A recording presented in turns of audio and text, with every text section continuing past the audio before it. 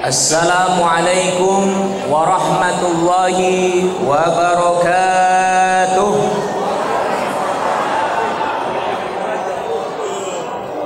Ini emak-emak kalau udah pada ngumpul repot nih. Assalamualaikum warahmatullahi wabarakatuh. Alhamdulillahilladzi ja'alana minan nasihin wa afhamana min ulumil ulama'ir rasikhin. Wassalatu wassalamu ala man nasakha dinuhu adyanal kafarati talihin wa ala alihi wa ashabihi alladhina kanu bitamassuki syari'atihi salihin, amma ba'd. Laqad qala Allah ta'ala fi kitabihil karim: A'udzu billahi as-sami'il 'alim minasy syaithanir rajim. Bismillahirrahmanir rahim.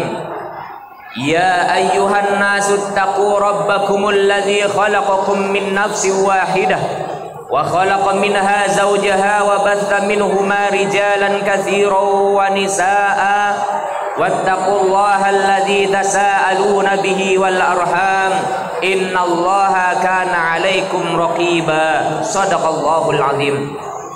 Yang saya hormati Ketua IKABAS, Ikatan Keluarga Besar Sumatera Bagian Selatan.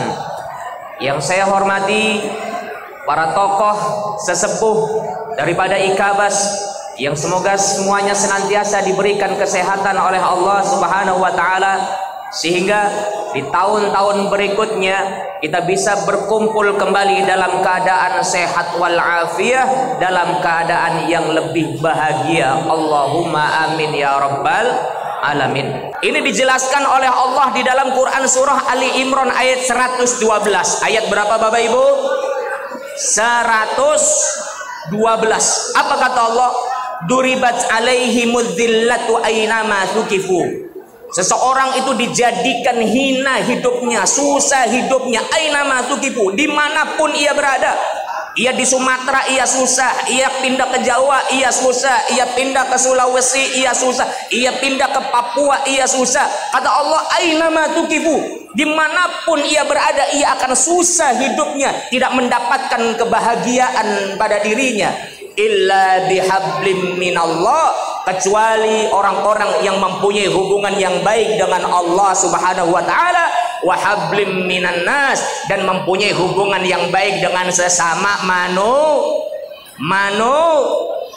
Jadi hubungan yang baik yang pertama dengan Allah, yang kedua hubungan yang baik dengan sesama manusia, sesama makhluk Allah Subhanahu wa taala.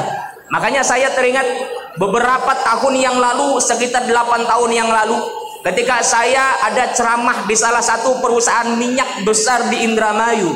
Ketika saya di perjalanan dijemput oleh supir, ini supir cerita, Ustadz, saya ini jadi supir di perusahaan ini dari pertama kali perusahaan ini dibangun. Bagaimana ceritanya Pak? Dulu ketika pertama kali ini perusahaan dibangun, ada beberapa proyek yang kemudian coba untuk digarap, dan di antara yang menjadi kontraktornya adalah beberapa pengusaha dari Korea. Ada sesuatu tragedi yang begitu luar biasa, kata beliau. Apa itu Pak?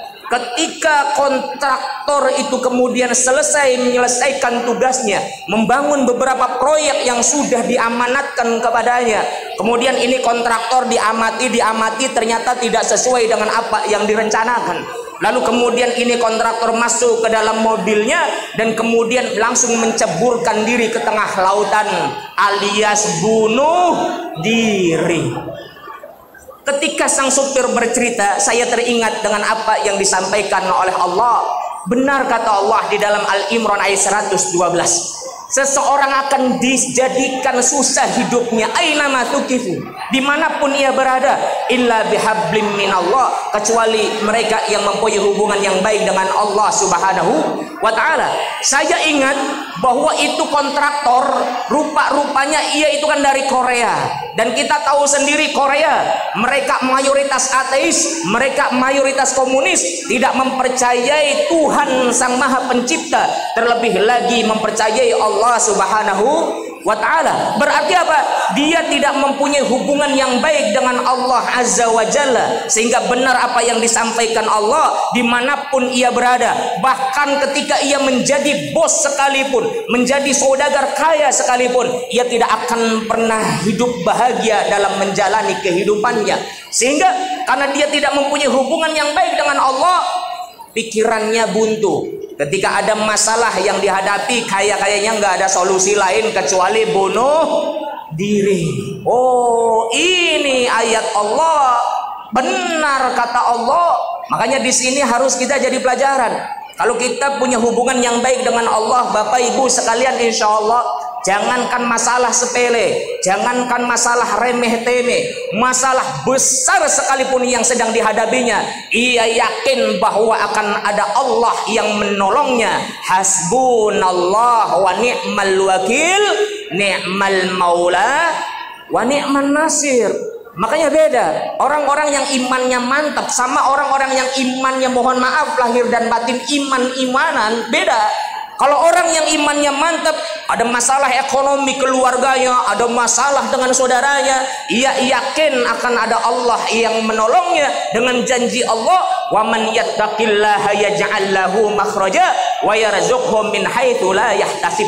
Dan barang siapa yang bertakwa kepada Allah, maka Allah akan memberikan jalan keluar atas berbagai macam permasalahan yang dihadapinya. Bukan hanya itu, kata Allah, Allah pun akan memberikan rizki kepadanya dari jalan yang tidak diduga-duga.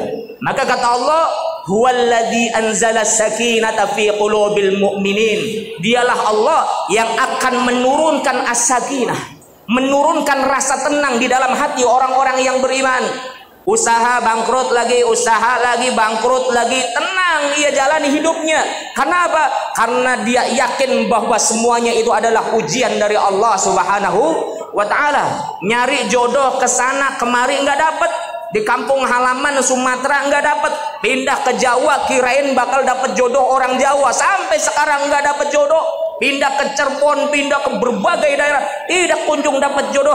Tenang hidupnya. Kenapa? Karena ia yakin bahwa apa yang sedang dihadapinya, apa yang sedang dirasakannya, itu merupakan kehendak daripada Allah Subhanahu wa ta'ala. Makanya syukur alhamdulillah kita kumpul di tempat ini, ada tausiah yang kita dapatkan, ada nasihat, ada ceramah agama yang mohon maaf lahir dan batin, janganlah jadikan ceramah ini sebagai perkara formalitas saja.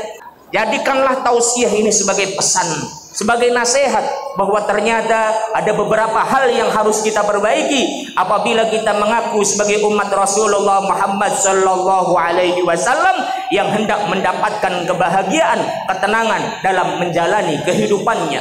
Saudara-saudara kaum muslimin yang dimuliakan Allah, terakhir yang ingin saya sampaikan kepada Bapak Ibu sekalian, ingat, orang Islam yang sesungguhnya adalah orang yang mengatakan ana muslim qabla kulli syai'. Saya ini adalah seorang muslim sebelum segala sesuatu ada pada diri saya. Saya orang Sumatera tapi saya muslim. Saya orang Jawa tapi saya muslim. Saya orang Papua tapi saya muslim. Saya orang Arab tapi saya muslim. Saya ini pengusaha tapi saya muslim. Saya ini pejabat tapi saya muslim. Saya ini dosen tapi saya muslim. Saya ini aparat tapi saya muslim. Ana muslim qabla kulli syai'. Inilah yang harus keluar dari lisan orang-orang yang beriman kepada Allah Subhanahu wa ta'ala. Sehingga apa? Sehingga ia sadar bahwa setinggi apapun pangkat dan jabatan yang sedang didudukinya, sebanyak apapun harta benda yang dimilikinya, bagaimanapun masyarakat memandangnya sebagai orang yang mulia, bahwa semuanya tidak ada apa-apanya apabila kita tidak menjadi orang yang beriman dan bertakwa kepada Allah Subhanahu wa ta'ala.